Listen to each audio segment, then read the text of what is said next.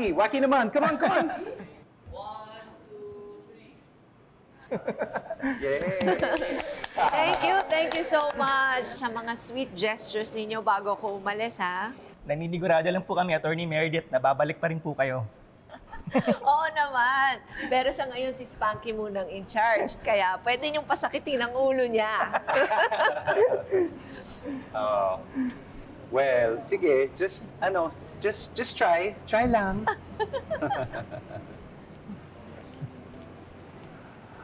Are you so excited to take a break from all this? Actually, mamimiss ko kayong lahat. Really? Even Calorena? Ay, nako. Siyang makakamiss sa akin. And in fact, I'm sure, hahanap at hahanap yun ng paraan para sirain ang araw ko. But that's okay. Looks like someone special also came to say goodbye.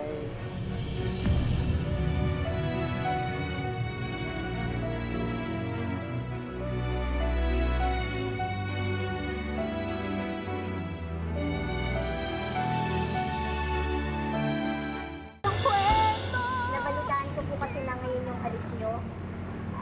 May nabasa po kasi ako na article na may mobile app na po na kayang mag-interpret ng gustong sabihin ng isang taong may expressive aphasia. Yung parang kay Sir Ramir po. Ito po, oh. What fake gesture is this again, Lilet? Is it really worth it? And at what cost? Attorney Mer, maganda po ang intention ni Lilet. Magaling. May gift ka talaga, no? May gift ka na sirain yung sana ay maganda.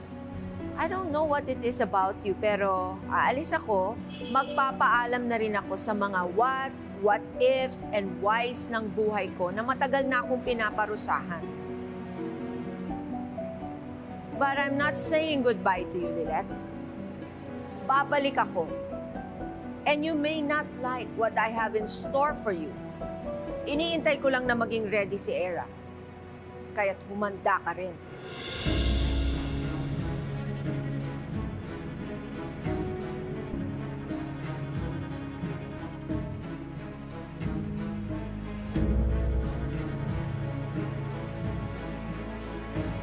Happy! Let's go?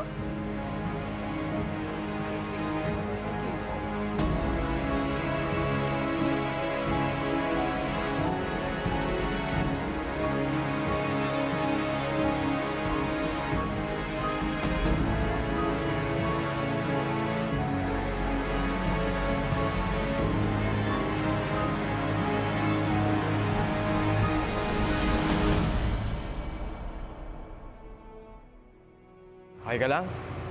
Tara. Away na talaga yung tingin sa akin ni Atty. Mer. Akala ko pa naman magiging okay na kami.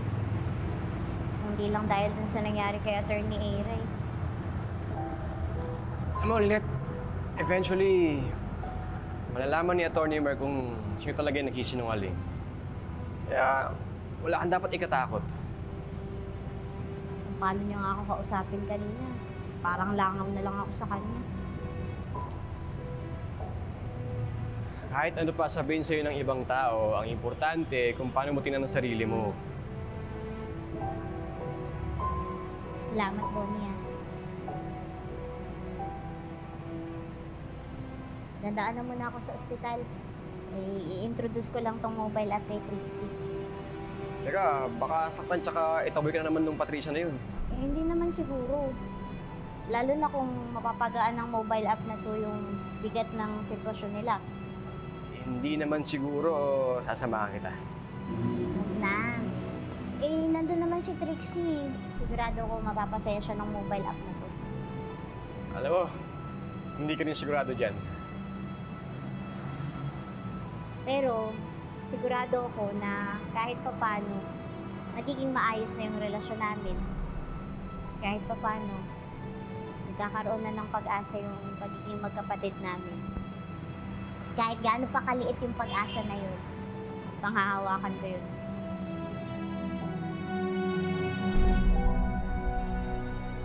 Water. Water.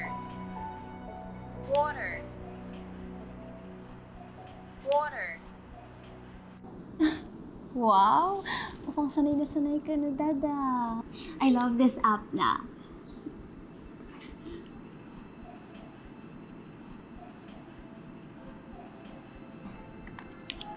Careful.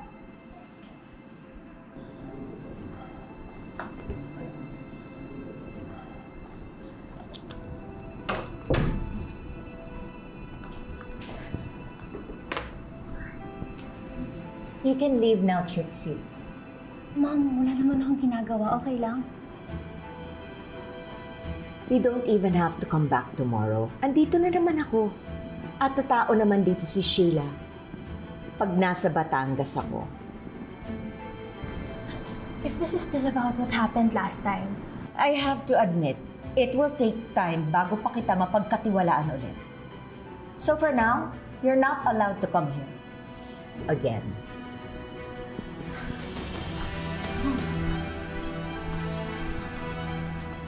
you don't have to do this. Can you please shut up? That technical device? It won't solve anything. I don't trust this AI. I don't even trust you right now. Pinagsama mo pa talaga yung Lilet at Meredith na yon.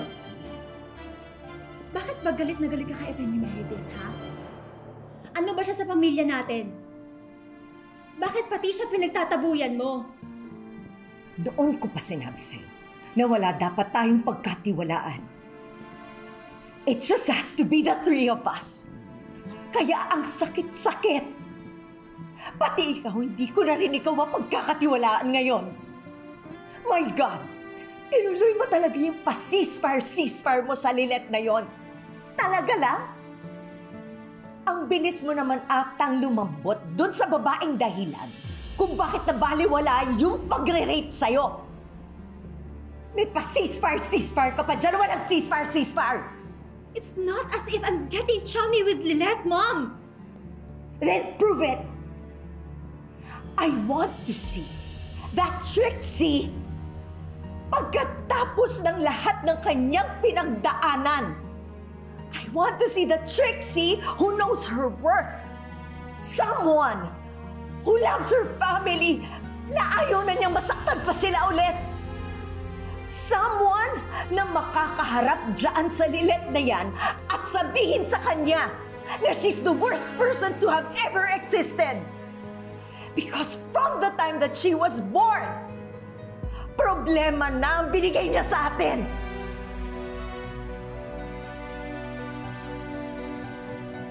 Now, even at your darkest hours, wala siyang ginawa kundi maging bangungot sa'yo. Don't you ever forget that! Now leave! Leave!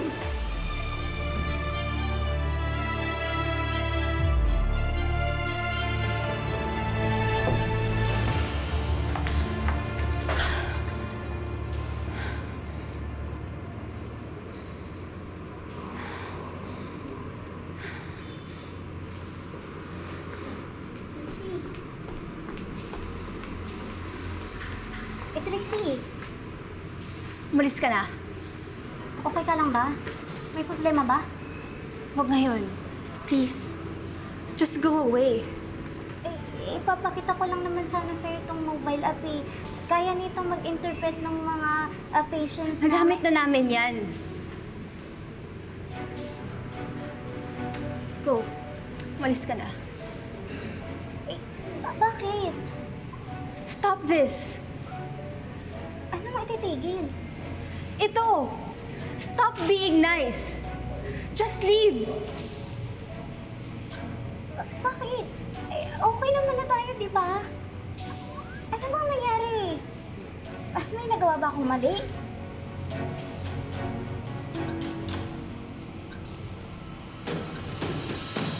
Is there something you want to tell me? I won't let you use that device! For what? Para mabunyag mo kahit kanino ang tungkol kay Lilet at Meredith?